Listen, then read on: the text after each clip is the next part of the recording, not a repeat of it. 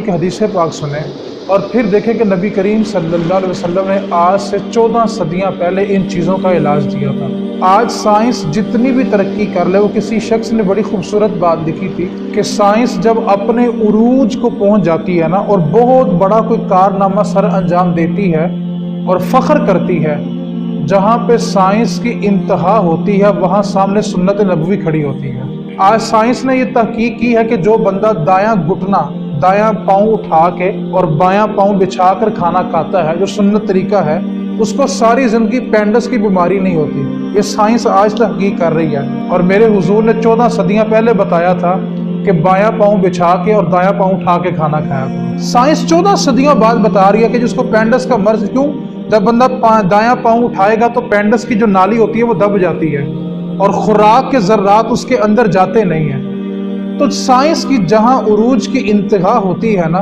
وہاں سے میرے نبی کی سنت کی ابتدا ہوتی ہے۔ تو آج جب ہم فطرت اسلام سے ہٹنا شروع ہوئے نا، تو پھر ان بیماریوں نے ہمیں گھیرنا شروع کر دیا۔ بڑی توجہ کے ساتھ صحیح بخاری کی، صحیح مسلم کی حدیث پاک سننی ہے۔ نبی کریم صلی اللہ علیہ وسلم نے ارشاد فرمایا کہ جب تمہیں یہ خبر ملے کہ کسی فلاں شہر میں، فلاں قصبے میں، فلاں ملک میں کوئی وبا، کوئی مرض، کوئی وائرس پھیل گیا ہے، تو نہ تم اس شہر کا رخ کرو اور جو اس کے اندر موجود ہے نہ وہ اس کی حدود سے باہر آئے۔ یہ میرے حضور نے 14 صدیاں پہلے ہمیں سبق دیا، اور میرے حضور نے آخر میں جملہ ارشاد بڑی توجہ سے سننے والا ہے۔ نبی کریم صلی اللہ علیہ وسلم نے فرمایا کہ جو شخص اس شہر میں موجود ہو اور کوئی وبا پھیل جائے، کوئی مرض پھیل جائے، کوئی وائرس پھیل جائے، اور وہ اس نیت سے اس شہر سے باہر نہ جائے کہ یہ مرض مجھ سے کسی اور کو نہ لگ جائے، اور وہ اسی حالت میں اسی شہر میں مر جائے،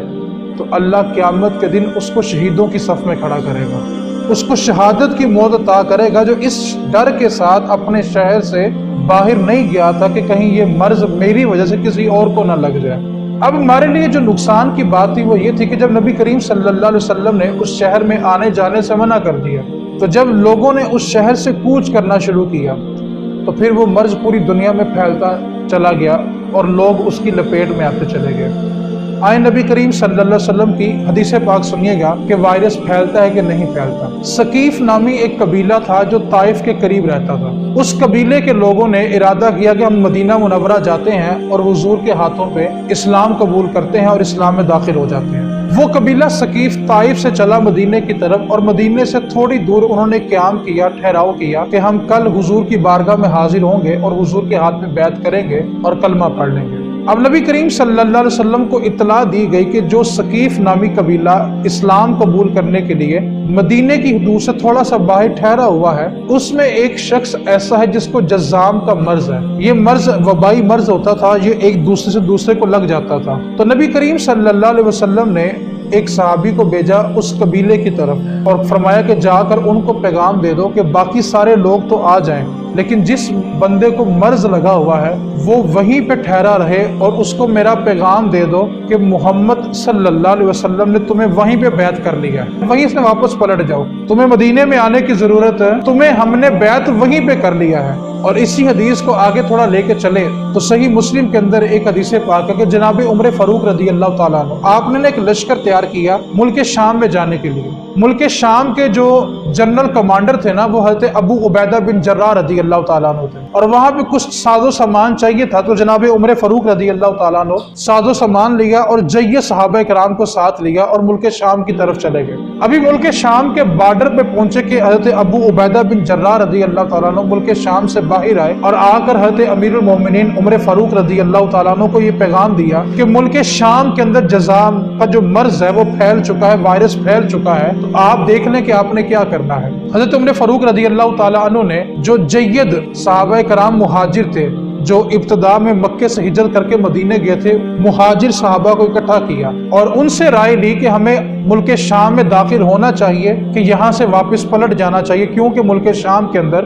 جذام کا وائرس پھیل چکا ہے۔ اب صحابہ کرام کی رائے دو حصوں میں بٹ گئی۔ آدھے صحابہ کرام نے یہ کہا کہ ہمیں اس شہر میں داخل نہیں ہونا چاہیے اور واپس مدینہ چلا جانا چاہیے، اور بعض صحابہ نے کہا کہ ہم جس مقصد کے لیے آئے ہیں اس مقصد کو پورا کر کے جانا چاہیے۔ جناب عمر فاروق نے دوسرا اجلاس منعقد کیا اور اس میں صرف اور صرف انصار صحابہ کرام کو جمع کیا اور ان کی رائے لی کہ وہ کیا کہتے ہیں کہ ہمیں ملک شام میں दाखिल होना चाहिए कि नहीं दाखिल होना चाहिए, तो उन अंसार का ग्रोह भी दो हिस्सों में तकसीम हो गया। आधे अंसार ने कहा कि हमें मुल्क शाम में दाखिल होना चाहिए, और आधे अंसार ने कहा कि हमें मुल्क शाम में दाखिल नहीं होना चाहिए। तीसरा इजलास जनाब उमर फारूक ने कुरैश मक्का से किया, जो फतेह मक्का के मौका पर मुसलमान हुए थे, उन सबको बुलाया और उनकी राय लेके आप बताएं कि हमें मुल्क शाम में दाखिल होना चाहिए कि नहीं दाखिल होना चाहिए। तो कुरैश मक्का जितने भी थे सबकी राय एक जैसी हुई है कि हमें मुल्क शाम में दाखिल नहीं होना चाहिए, कि हमें जो दीगर सहाबा कराम है इनको उस वबा में मुब्तला नहीं करना चाहिए। तो जनाब उमर फारूक रज़ी अल्लाह ताला उन्होंने उस वक्त एक फैसला सुनाया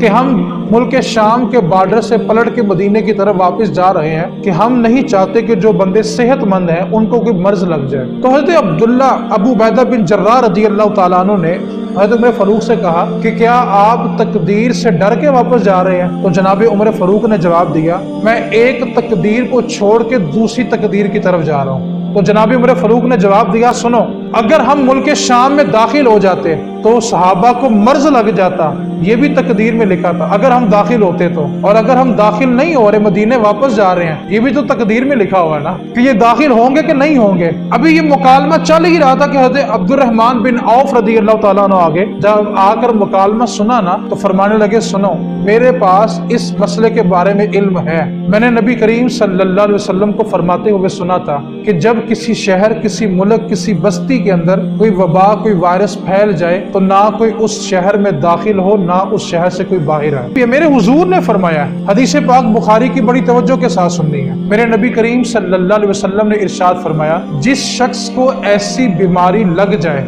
जो फैलने वाली हो, तो सेहतमंद बंदा उसके करीब ना जाए, और वो बंदा किसी सेहतमंद बंदे के करीब ना आए। ये ज़ाब्ता, ये कुलिया, ये कायदा हमें 14 सदियां पहले हमारे हुजूर ने दिया। ये साइंस तो आज तहकीक कर रही है ना, जिनको मर्ज निकला उनको एक घर में बंद कर दिया जाए, वहीं पे अस्पताल बना दिया जाए, लेकिन ये ज़ाब्ता हमें 14 सदियां पहले हमारे नबी ने दिया। तो मैंने क्या कहा था कि साइंस जब उरूज पे पहुंचती है, अपने कमाल को पहुंचती है, तो सामने सुन्नत मुस्तफ़ा खड़ी होती है। तो साइंस जहां अपनी इंतहा करके थक जाती है, वहां से मेरे मुस्तफ़ा सल्लल्लाहु अलैहि वसल्लम का इल्म मुबारक शुरू होता है।